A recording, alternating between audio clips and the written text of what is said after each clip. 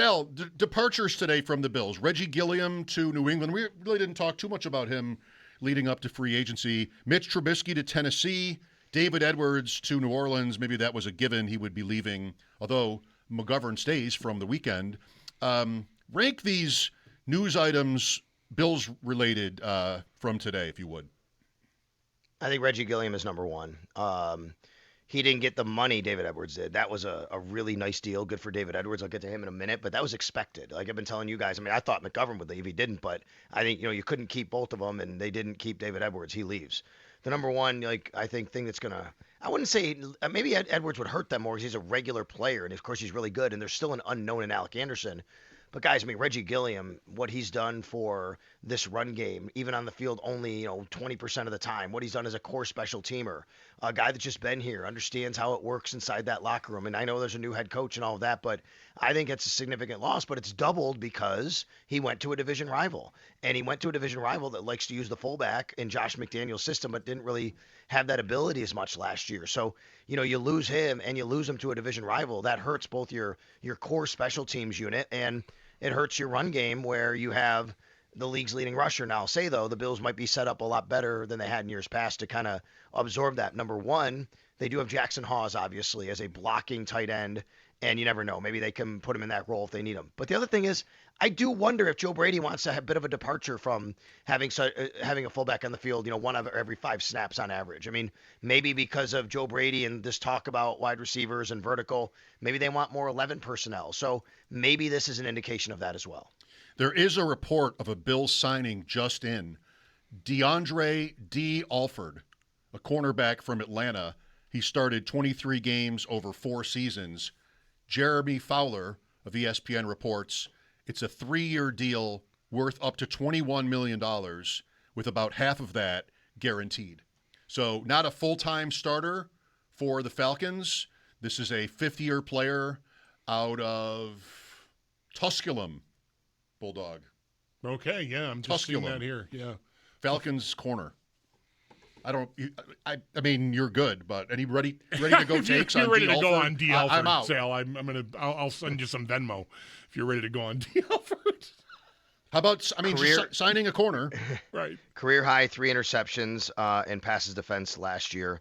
So a guy that it seems like he's an ascending player, but I wonder what this means to me. I go to what does this mean for Tre'Davious White? This is a player that you bring in now where, you can still bring back Tre'Davious White, but you have Max Harrison, obviously, to start opposite Christian Benford. Was the plan just, hey, we just need some backups to fill in? This is $7 million, right? That's the kind of money you gave Tre'Davious White last year to be on the roster. So it feels like this is a guy where, hey, Max Harrison's going to start, but with the injuries last year, you never know. Maybe this is a guy that could compete there if they need a player opposite Christian Benford. Former Winnipeg Blue Bomber, Dee Alford. Do you think, back to the guys that have left today, do you think the Bills got caught here on Gilliam, or do you think maybe because Joe Brady's in charge now that maybe they don't feel like they needed the role as much, or do you think it's just somebody wanted to give him some guaranteed money and he's been mostly year to year here, and so just let him fly, be free, we're not going to meet the price? Yeah, I think it's the third more than anything to me, the way I read it. It reminds me of Mac Hollins last year. Mac Hollins went to New England and did a really good job for him.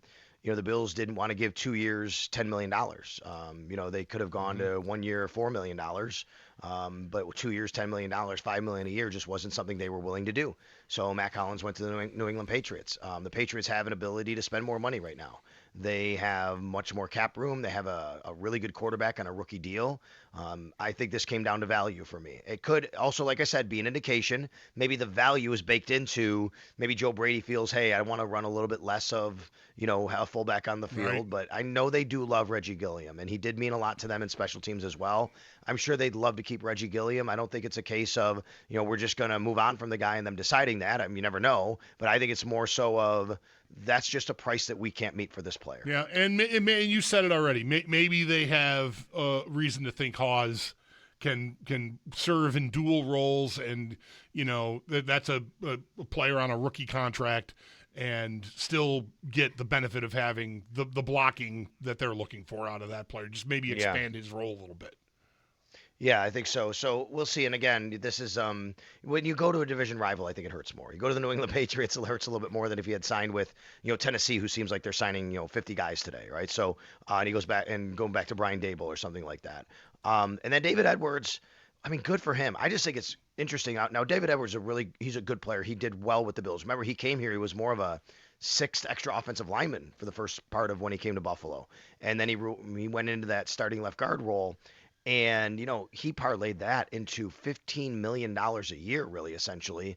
The Bills, if Alec Anderson starts at guard, they'll have a $3 million starter. Now, Alec Anderson may be a fantastic player, or you may be getting a guy where you wish that you had, David Edwards or somebody else back there. There's some unknown. We don't know that.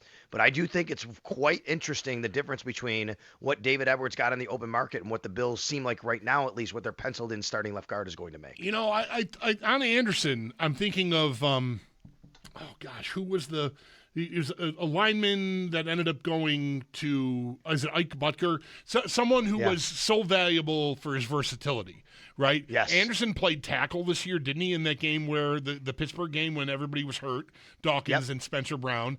We know he played center in the Denver playoff game because there were a few snaps there that McGovern had to leave for. Now we're talking about him as a guard. I wondered about him today, whether his versatility would keep him from becoming their left guard. I asked basically Joe Brady this question, exactly like you are, because remember we used to ask Sean McDermott about this too, and McDermott's response is always like, look, guys, they would love to play, but you have to always balance that, which is what you need with the team, and you could be so good at being so versatile that it just hurts your chances to start and make more money. Joe Brady's answer was, and I think this is the same answer essentially. He said this time of year, you just want everybody who wants to start and wants to compete. You want guys who want starting jobs. And that tells me, I think that Alec Anderson wants to be the starter. And I'm sure that he would love to me, this is why, Bulldog. He signs a $3 million deal. The Bills could have given him a $3.5 million tender. He actually signs for less than that, $3 million.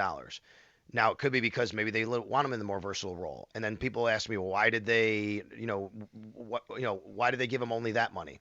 Well, or why would he only sign for that? He could have waited it out. And my answer is maybe he said, look, I'm going to start and I'm going to parlay that 1 year deal, 1 year, $3 million, and I'm going to go out and be the next $15 million player. Look what happened to David Edwards, right? I mean, if Alec Anderson has a really good year on that offensive line, which has 4 other starters around him blocking for Josh Allen, Alec Anderson's an unrestricted free agent next year. So it makes sense for him too to kind of want to be in that position. Were you surprised they got McGovern done? I was. I mean, I came on here with you guys many times and said I just didn't think it would happen. And it's really interesting. He winds up getting $13 million a year, and then today Tyler Lindenbaum just blows everything out of the water. The center market. I mean, he's getting, what is he getting? 27 million a year. I mean, that's unbelievable when you think about it. Yeah. The only thing about McGovern though that puts a bit of a damper, but it doesn't have to be that much, is because his original deal's void year kicked in. It happened in February. The void year, the date, bam, its contract is void. We now have to take on the dead cap hit, and he's going to be a free agent. That's $4.8 million. You can't go back and undo that now. So the Bills are still responsible for $4.8 million of a dead cap hit for a player who actually is on their team on a current contract, basically counting twice. I just wanted to slip in a question real quick because you brought up Mac Hollins earlier. Do you think the Bills regretted not signing him? I mean, regret's an interesting word. I think the Bills would have loved to have had Mac Hollins on the team last year. I still think, I don't know if they regret not giving him that money, Mike. But I think as the year went on, it was proven how valuable, not for the Patriots, the Patriots side of it is separate here. I just think he would have been valuable to what the Bills needed last year because they needed a guy who did everything he did. And they talk so much about how valuable that position. I mean, look, that was supposed to be maybe a Keon or a Gabe Davis when they brought him from the practice squad. He winds up getting hurt. And Tyrell Shavers did a nice job, but then what happened? He gets hurt too. But yeah, I think they would have liked to have Mac Hollins because he meant so much to all the different ways that they would use him. Real quick, just to fill out a little more on this Dee Alford signing, the Falcons corner that we just talked about. Sneaky Joe's already got snap breakdowns in his career, and slot corner is by a lot where he is mostly lined up for Atlanta. So maybe a Taron Johnson replacement. Again, not highlighted as like expected to be maybe as much a key part of the defense, but still someone you want to have on the team. And maybe there's your answer. Yeah, for sure. When the name first came across, I didn't realize he played in the slot that much for Atlanta last year. So obviously, you know what this feels like to me. And obviously, the Taron Johnson thing was weird, right? Because he was going to get released, Right. and then he gets traded, overnight last night. And that's just because the Bills were able to get a bump up from a 7th rounder to a 6th rounder. But this tells me that what we talked about earlier, guys, which is with Taron Johnson. It wasn't about the player itself. It's about the position and how much it might change. The Bills still need that position, but they were paying Taron Johnson a lot of money, and they could save a little money by releasing him. So they get younger. They still spend $7 million a year, but let's see what the deal is. Let's see what the cap It's not going is to be this $7 year. million this year in Right. salary. No way. Right. 100%, right? So they're going to probably have a player that can play that role at a much lower salary, but also because he's not going to be on the field as much as Taron was. Alford, by the way, had a sack and a pick against the Bills in that Monday night game. One of his 3 picks on the year. He had an interception right before the half. Allen deep for Shakir, picked off by Dee Alford, was challenged, and the play was upheld. And then he had a sack in this game, too. So how many of those do corners get in their career? A pick and a sack in the same game. It came against the Bills, and maybe that has something to do with he didn't play for Carolina, but he did perform against the Bills. And it's fresh in someone's mind, perhaps. Looks like a Bills possible target is off the board, and Alex Singleton is re-signing with the Broncos, according to Jordan Schultz. That's a guy that we talked quite a bit about. Him, Leo Chanel, John Franklin Myers. He's also gone. He's gone to the Titans. So Leo Chanel is still out there, but the other guys we talked about here, a few of them are now being signed. There's nothing, I'm going to assume, surprising about the Bills being as quiet as they're being on this first day, right, Sal? We sort of were bracing and expecting this, right? Yeah, I mean, at this point, I would have thought maybe after we'd the hear DJ more Moore news trade, especially, right? If they didn't make the DJ Yeah. Moore trade, maybe they're in play for a receiver or something, but they did, so that's out. Yeah, I thought we'd hear something before 5:19 p.m., right? We were sitting here talking about it. I thought something would come down a little earlier, but never expected them to necessarily be one of the first teams, on the board with a big name signing, especially considering some of the money that's going around. Look what Alec Pierce got, right? Back to go to Indy. Crazy. A lot of money right there. Wow. Mike Evans, actually, that was a good deal. That's a nice, that's not a ton more money than, I think most people would be willing to give him that, but that felt more like that's just where he wanted to go. They worked it out, and Kyle Shanahan's offense, that's $20 million a year basically average. He goes there. The only thing a little surprising to me so far is we still don't know what's going on with Dawson Knox. Haven't heard anything on him, a restructure, a release. The Bills have till Wednesday at 4 p.m. to be cap compliant. And just so everybody's aware on how this works. So the Bills cannot trade for DJ Moore officially until Wednesday at 4 p.m. And when they do, they're going to have enough money on his current contract as is to fit him under the cap, which is over $23 million on that. So they got to have room to actually fit that $23 million in at that time. Then once they do that, they can basically, with a couple of swipes of the pen, lower that cap hit to $6 million and giving them $17 million of cap relief after. So like within the first few minutes, they can do that. So there's a lot of financial gymnastics at play here when it comes to doing all of this. What do you think of Malik Willis? Player that we talked a lot about. I said I thought I saw him going to Miami because of the connection with the coach, and that's what's happening here. I was a big Malik Willis fan coming out of college. I really like Malik Willis. I think that Malik Willis can be, a nice player in this league, but he's going to a place where they just are kind of going to be really bereft of talent next year. They're resetting it. They're not going to be a very good football team overall, and that puts a lot more, against Malik Willis. It's going to be tough for him to kind of, go out there and show people why they signed him. And, from that standpoint, hey, good for him, but I don't think it moves the needle for them as an organization because they're just not going to be that good around him. All right. Ken Walker to the Chiefs, Sal. Is this going to be a running back? Have we moved into a different, if you will, era when it comes to running back value, given how some pretty big signings have gone the last 2 years? Even James Cook, if you want. I mean, he didn't get to free agency, but he did well financially and then went on to lead the league in rushing and mean a lot to his team. Walker, the Super Bowl MVP, goes to the Chiefs. Do you think that changes the Chiefs in a significant way? It helps them. They needed a running back to take a little load off. They have not been able to run the ball, all that well. And I think Kenneth Walker he can be a home run hitter. We've seen he's versatile. He can do a lot of different things, but He's also had moments where he kind of disappears for stretches at a time, right? But this is a good player, I think, that put it in their offense, coached by Andy Reid.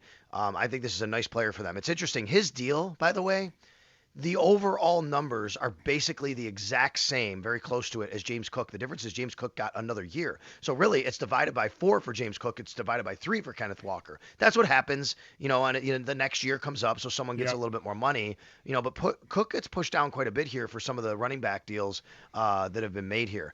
The thing that I actually do like now, I think that they makes them much better on the ground, right, than what they've been. But the thing I like is I think that takes them out of the Jeremiah Love sweepstakes in the draft. I thought maybe that was a guy that they could wind up either taking at 9 or trading up to get. One, we'll watch to see if Cook starts tweeting about being underpaid. We'll have to be monitoring that. 2, I would bet that Love goes before 9. Yep. Everybody seems to think like Tennessee at 4 is realistic for him. So he might even top Genty for draft capital. Yeah, I think Tennessee makes a lot of sense. They've made some moves today. They've spent some money though. They signed Bellinger, a tight end. That was a spot we thought maybe Knox could go to if he were released. But could Brian Dable, and he's from there. But they just gave Bellinger. Yep, right. Yeah, they gave Bellinger some money there. Then Wan'Dale Robinson as well. Wow. Who else they signed? Oh yeah, John Franklin Myers they signed. They've done some work today, Tennessee. So they're trying to really build off what they have in their second-year quarterback, now going into a third-year quarterback in Cam Ward. And that's a spot I could definitely see Love. One thing I know you want to do as a franchise is just load up all your money, all your eggs in the basket, and raid the New York Giants closet. Ex-Giants. That's what you want to do. Skill players. That's what and it's not neighbors. That's what you want to do. I don't know. Wan'Dale Robinson is like 110 catches for 600 yards. Like there's value, but that seems. Somebody tweeted, and isn't this so right? All the receivers in free agency pass like the top guys. Does that ever work out? Where you're spending like top of market, maybe isn't right, but just massive financial investment on receivers who aren't elite. I'll give my guy Jacob Sanderson a hat tip. Colts fan, ADP chasing. He's predicted the whole time they would keep Pierce and move Pittman. And I didn't hear anybody else expecting that from the Colts, so he was right. What did you think about that Pittman deal, especially considering the DJ Moore deal in that context? Much better for the buyer. Pittsburgh did much better than the Bills did, I think.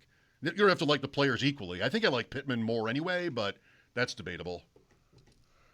What about you? Yeah, I hear that. Yeah, I still don't love giving up the second rounder. That feels like, man, for Pittman, but I will say though, they had to give Pittman a new deal. DJ Moore was already under contract, right? I think that was part of it. You're getting a under cost control player, but you're gonna redo his contract. I believe Pittman was under contract. He had a year left, but 1 year. Yeah, that the extension is kind of a given once you do that. Right. I wonder, remember when the DJ Moore trade was reported? It was mid-round pick that Adam Schefter used, and I don't know if there was some sort of mistake in the dissemination of the message or what, but I might have been like, okay, sure, that makes sense, like this. But it wasn't, and that is the big problem with it, I think, like you said, Sal, just then. Okay, good talking hockey with you and some of these moves. Thanks for your time. You got it, guys. Should be a busy week. That's our Sal Capaccio on the West Her Hotline. His appearances are brought to you by New York's only outlet Liquor. When you need to stock up, it's the place to buy a case. What's your outlet? Bills reportedly make a signing in the secondary.